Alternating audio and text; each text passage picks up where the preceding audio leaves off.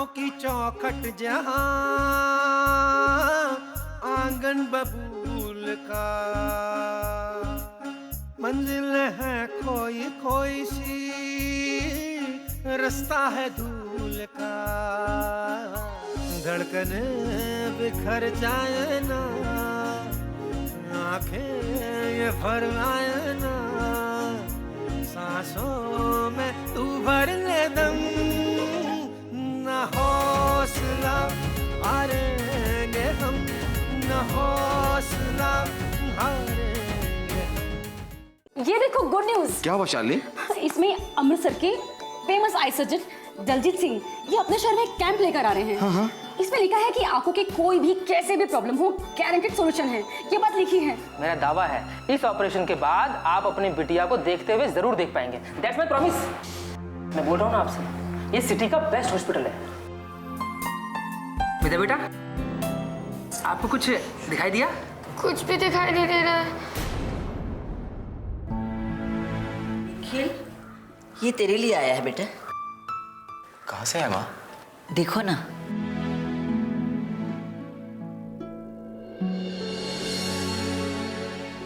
क्या है? माँ वो अमृतसर से आया है, डॉक्टर दलजीत सिंह ने भेजा है। लिखते हैं कि उन्हें अफसोस है कि कुछ डॉक्टर उनका नाम का सहारा लेकर मेडिकल कैंपेन के बहाने कई लोगों को बेवकूफ और उन्हें ठग रहे हैं। माँ, उन्हें हमारे बारे में भी पता चला है कि हम भी किसी फर्जी डॉक्टर का शिकार हुए और अपना पैसा और अपनी बच्ची दोनों की आंख हम गंवा चुके हैं। माँ, उन्होंने हमें अमृतसर बुलाया है। ये तो बड़ी अच्छी बात है। इतना बड़ा सर्जन जिसके अपॉइंटमेंट लेने के लिए महीनों लग जाते हैं, वो खुद तुम्हें वहां बुला रहा है।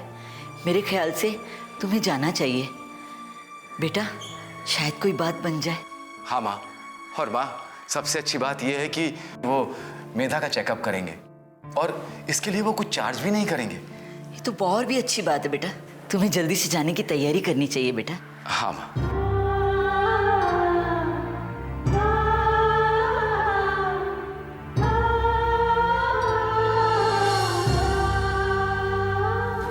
नमस्कार, मैं श्रद्धा आप सभी दर्शकों का स्वागत करती हूँ न हौसला हारेंगे हम के हमारे आज के एपिसोड में। ऐसा नहीं था कि उम्मीदें खत्म हो चुकी थी, उम्मीद थी, कम से कम तब तक तो थी जब तक निखिल और शालिनी जिंदा थे।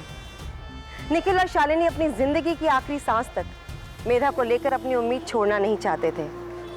अमृतसर से आए डॉक्टर दलजीत के खत को दोनों ने बहुत गंभीरता से लिया और अमृतसर जाने की तैयारियों में लग गए।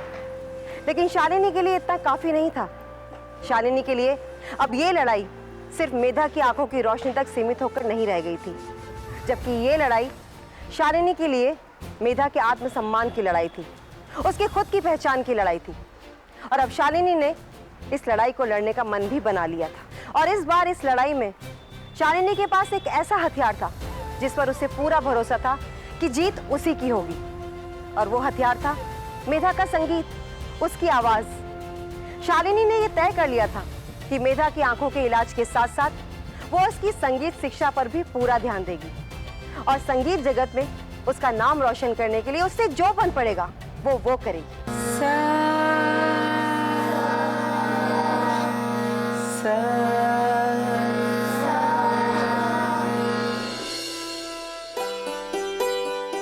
बस आज के लिए इतना ही। कल 3 बजे फिर से क्लास में आना, ठीक है? आज के लिए इतना ही।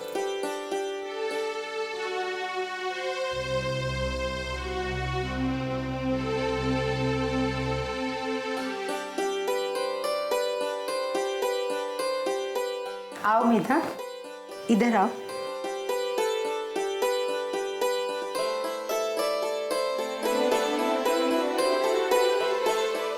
कैसी हो? कैसी हैं आप? जी सब ठीक है जी, मुझे माफ़ कीजिएगा, मैं आपके बिना अनुमति लिए यूं ही आपसे सीधे मिलने आ गई।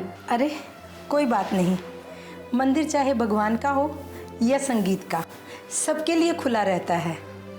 और कहिए, मैं आपके लिए क्या कर सकती हूँ? जी उस दिन पूजा के कार्यक्रम में आपने मेधा की जो हौसला अफजाई की थी, लेकिन उस दिन मैं आपको बताना भूल गई कि मेधा देख नहीं सकती। जी आपको पता है। हाँ, बाद में मुझे पता चला था। बड़ी हिम्मत के साथ कह रही हूँ कि मैं अपनी बेटी मेधा को संगीत की शरण में समर्पित करना चाहती हूँ, और इसके लिए मैं चाहती हूँ कि इसकी गुरु आप बने, इसे आपका आशीर्वाद प्राप्त हो। मैं जानती हूँ कि आप बहुत बिजी रहती हैं, इतने सारे स्टूडेंट्स हैं आपके, न जाने कौन कौन से शहर से इतने सारे बच्चे आपके शिष्य बनने के लिए इंतज़ार करते रहते हैं। ऊपर से मेरी बेटी मेधा तो देख भी नहीं पाती, लेकिन मैं चाहती हूँ कि आप इसे अपनाएं, इसका मार्गदर्शन करें, इसे अपने शिष्य बना लें। आप तो देख सकती हैं ना, क्या देखा आपने अभी तक? ये हारमोनियम या इसके निकलते हुए सुर? आप भगवान को तो मानती हैं ना? जी मैं मानती हूँ। आपने देखा है कभी?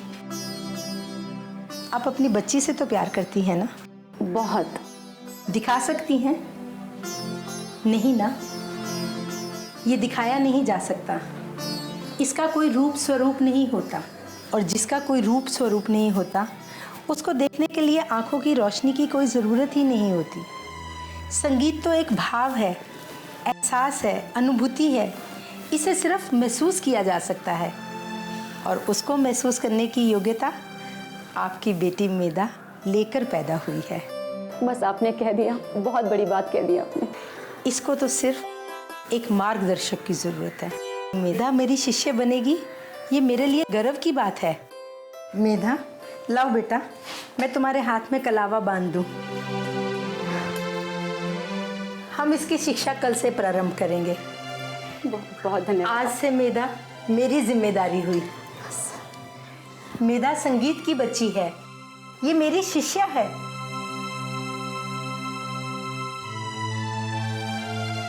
बेटा पैर छू। संगीत की दुनिया में खूब ऊंचा नाम कमा। हम आते हैं कल। आपका बहुत बहुत धन्यवाद। मेधा चलो बेटा। सारे गा मा पा धा नी सा। अब आप बोलो। सारे गा मा पा धा नी सा। सारे गा मा पा धा नी सा। अचानक जैसे किस्मत मेधा पर मेहरबान हो चली थी। मेधा का प्रदर्शन स्थानीय स्तर पर हाथों हाथ लिया जा रहा था। इधर निखिल और शालिनी ने अमृतसर जाने की सारी तैयारियां कर ली थी, लेकिन इसका मतलब ये नहीं था कि निखिल और शालिनी की सारी परेशानियां अब खत्म हो चुकी थी। ये क्या है मिस्टर एंड मिसेस वर्मा, फिर से एप्लीकेशन ले? It's very important sir. मुझे मेधा को लेकर अमृतसर। देखिए mister Verma, I can understand, लेकिन मेरी भी कुछ जिम्मेदारियां हैं, मुझे भी ऊपर जवाब देने होते हैं, और मेधा की जिम्मेदारी देखते हुए मैंने आपके साथ कितनी बार एडजस्ट किया है? नहीं किया?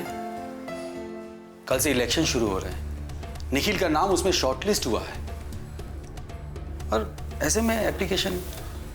सर लेकिन मेधा को लेकर मुझे अमृतसर जाना है दिखाने के लिए, और ये बात मैंने आपको पहले बता दी थी सर। मुझे बताई थी आपने, लेकिन ऑफिशियली आपकी रिक्वेस्ट रिजेक्ट हो चुकी थी, ये भी तो मैंने आपको बताया था। और फिर भी आप ये लीव एप्लीकेशन दे रहे हो, और ये इलेक्शन की जो वर्क लिस्ट होती है ये मैं तैयार नहीं करता हूं मिस्टर वर्मा, ये ऊपर से आती है। आई एम वेरी सॉरी, इस वक्त मैं आपके लिए कुछ नहीं कर पाऊंगा। सर आप हम दोनों की रेजिग्नेशन तो एक्सेप्ट करेंगे ना? व्हाट? जब हम दोनों ये नौकरी छोड़ देंगे तब तो हम अमृतसर जा सकते हैं ना? मिसेस वर्मा आप क्या बोल रही हैं, आपको पता है? सब पता है मुझे कि मैं क्या बोल रही हूँ।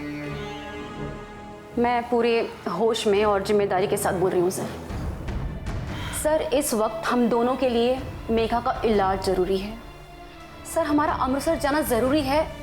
डॉक्टर दलजीत सिंह को मेघा से चेकअप कराना ज़रूरी है सर, आप समझिए। मिसिस वर्मा, मैं समझता हूँ, कुछ लेकिन नहीं समझते सर आप नहीं जानते मेघा जिस अंधेरे से लड़ रही है उस अंधेरे का कितना भयानक, कितना काला स्वरूप ये सिर्फ मैं जानती हूँ। रोज, हर पल, हर दिन मैं जीती हूँ अपनी बेटी के साथ। सिर्फ मैं जानती हूँ उसके अंधेरे का दर्द, उसकी रोशनी का ना एहसास हो पाना। जब हमारे घर में 2 मिनट के लिए लाइट चली जाती है सर, तो पूरा घर मोमबत्तियाँ ढूंढता है। 2 मिनट का अंधेरा हमसे बर्दाश्त नहीं होता सर। सोचिए मेरी मासूम सी बच्ची के बारे में, कैसे ये पूरी जिंदगी जिएगी। और मैं अपनी बेटी को इस अंधेरे के साथ, इस दर्द के साथ अकेले जीने नहीं दूंगी सर। मैं जाऊंगी अमृतसर, मैं जाऊंगी अमृतसर सर। चलिए निखिल, रुकिए।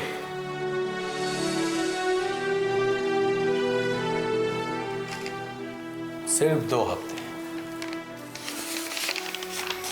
सिर्फ 2 हफ्ते के लिए मैं आपकी ये लीव एक्सेप्ट कर रहा हूँ। Thank you sir. Thank you sir. Medha को लेकर निखिल और शालिनी अमृतसर पहुंचे और डॉक्टर दलजीत से मिले।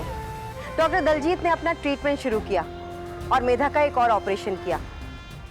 मजबूत इरादों का नतीजा, मेधा का यह ऑपरेशन सफल रहा। समय बीतता गया। इलाहाबाद से मेधा ने शास्त्रीय संगीत की शिक्षा ग्रहण की। इसके बाद मेधा के सपनों की उड़ान को लेकर निखिल और शालिनी ने एक और फैसला किया, मेधा की प्रतिभा को मुंबई पहुंचाने का फैसला। निखिल का मेधा के साथ जाना संभव नहीं था, इसीलिए शालिनी मेधा को लेकर मुंबई पहुंची। मुंबई में शालिनी और मेधा का सहारा बना अक्षय, जो कि एक फ्रीलांस आर्टिस्ट कोऑर्डिनेटर था। कुछ दिनों के बाद मेधा को एक बड़ी म्यूजिक कंपनी में एक बड़ा म्यूजिक एल्बम रिकॉर्ड करने का कॉन्ट्रैक्ट मिला।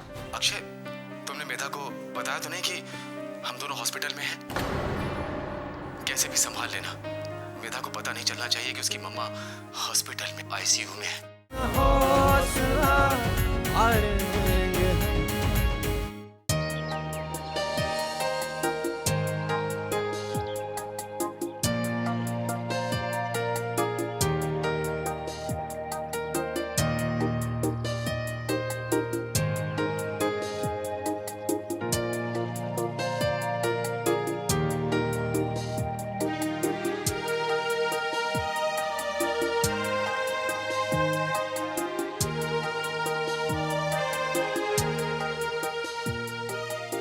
मेरा मेरा पर्स छूट गया, मैं अंदर से आ रहा हूँ।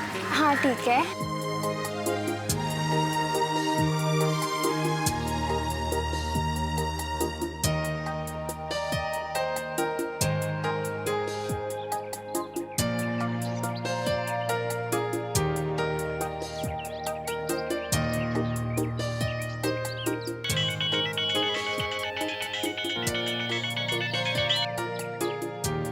हेलो अक्षय, अक्षय निकल ले क्या स्टूडियो? तुमने मेधा को बताया तो नहीं कि हम दोनों हॉस्पिटल में हैं?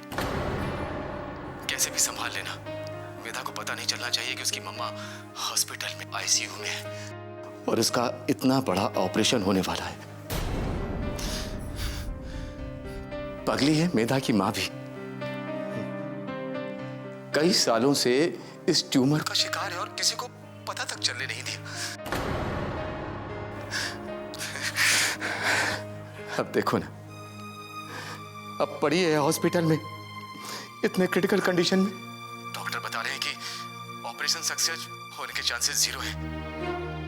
अब क्या होगा पता नहीं। मेधा अपनी मां से दोबारा मिल पाएगी कि नहीं, ये भी नहीं पता। रखता हूं।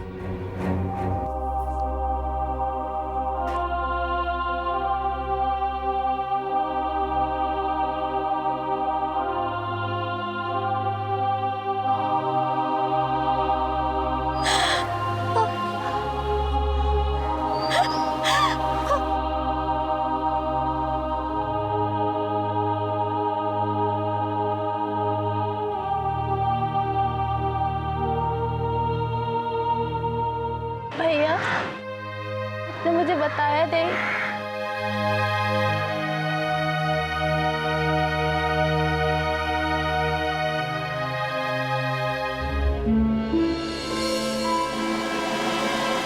मेधा,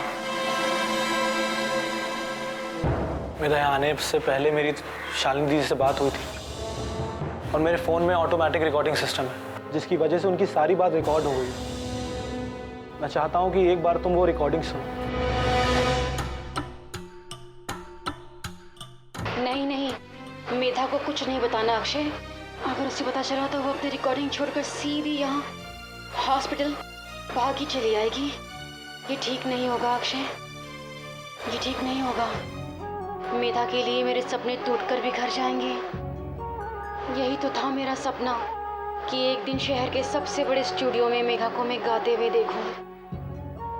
अगर आज मेधा ने ये रिकॉर्डिंग मिस कर दी तो मेरा आज तक का सारा संघर्ष बेकार चला जाएगा। अगर आज मेधा ने नहीं गाया तो मैं हार जाऊंगी। मेधा गाए, उसकी आवाज दुनिया में गूंजे, हर कोई उसकी आवाज से उसे पहचाने। बस यही तो मैं चाहती हूँ, यही तो है मेरा सपना। उसे स्टूडियो ले जाना अक्षय, उसे मेरा सपना पूरा करना है, उसे मेरा सपना पूरा करना है। बच गई तो गर्व से मैं उसे सीने से लगा लूंगी, और अगर मैं नहीं बच सकी तो कम से कम मेरी आत्मा को शांति मिलेगी।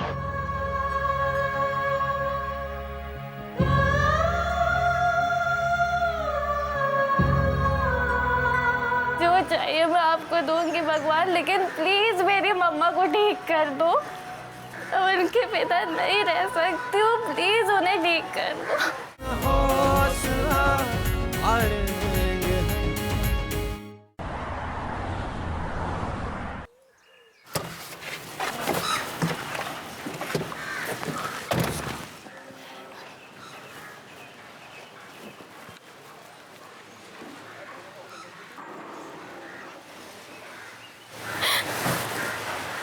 भगवान, भगवान प्लीज मेरी मम्मा को ठीक कर दीजिए। भगवान, भगवान जो चाहिए मैं आपको दूंगी भगवान, लेकिन प्लीज मेरी मम्मा को ठीक कर दो।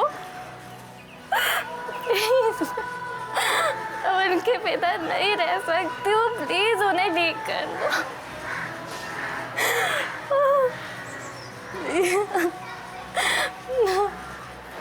प्लीज उन्हें ठीक कर दो भगवान, प्लीज।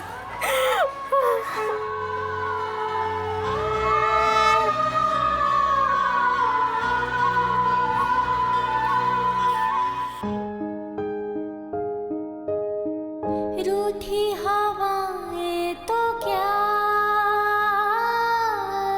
ख्वाबों को पंखे लगा, मध्यम है तारों के लौ, कोई तो शम्मा जला, धड़कने बिखर जाए ना, आँखें ये भर आए ना, सांसों में तू भर ले दम, ना हौसला हारेंगे हम, ना हौसला हारेंगे हम, ना हौसला हारेंगे हम, ना हौसला हारेंगे हम।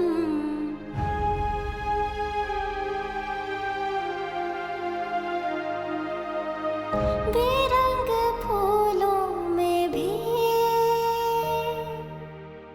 तू ही तो रंग भरेगा, दिल की ज़मीं पे कभी सूरज उतरेगा, ज़माने में तेरा ही किस्सा होगा, इस आसमां पे भी हिस्सा होगा, धड़कने बिखर जाए ना,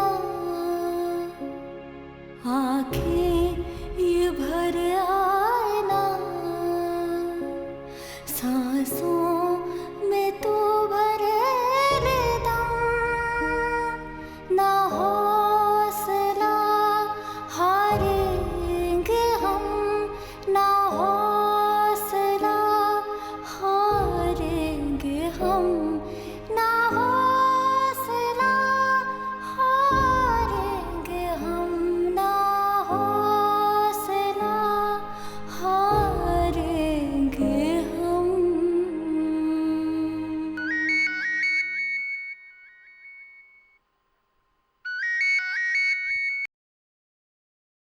हेलो,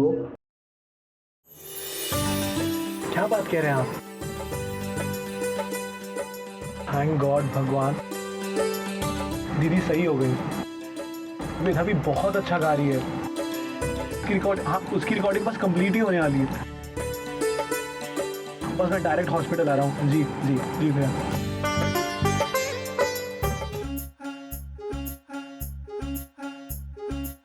रूठी हवाएं तो क्या, ख्वाबों को पंख लगा, मध्यम है तारों की लौ,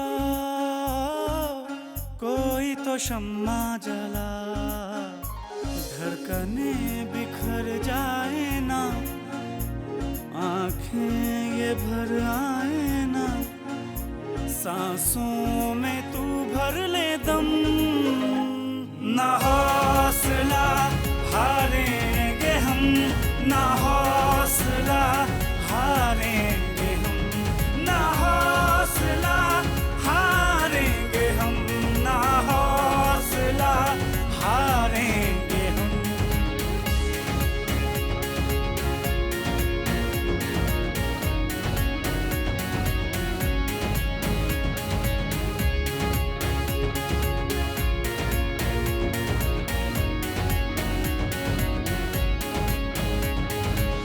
बेरंग फूलों में भी तू ही तो रंग भरेगा, दिल की जमीन पे कभी सूरज ये उतरेगा, जमाने में तेरा ही किस्सा होगा, इस आसमां पे भी हिस्सा होगा, धड़कने बिखर जाए ना, आंखें ये भर आए ना, सांसों में तू भर ले दम, ना हौसला हारेंगे हम, ना हौसला हारेंगे हम, ना हौसला हारेंगे हम, ना हौसला हारेंगे हम।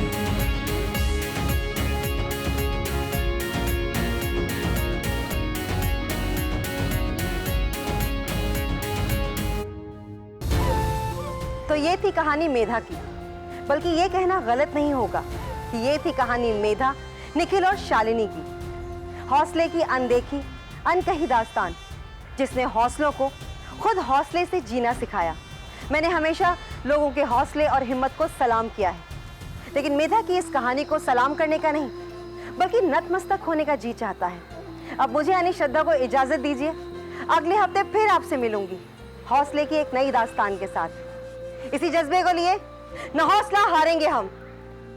नमस्कार। बाहर में गाती हो, लेकिन गाने के लिए भी तो बाहर में जाना पड़ता है ना। अब जैसे देखिए, आपकी वो दूसरी वाली दोस्त है, वो ये मॉडलिंग वीडलिंग करती है, तीसरी है ये कॉल सेंटर में काम करती है, तो आप लोग रात वात में आते हो जाते हो, तो ये सब बड़ी ही। तो क्या प्रॉब्लम है इसमें? किसी को कोई प्रॉब्लम नहीं है, लैंडलॉर्ड को भी प्रॉब्लम नहीं है। मैंने बता दिया है उन लोगों को आपके काम के बारे में, लेकिन सोसाइटी भी, उनके अलग रूल्स एंड रेगुलेशन होते हैं।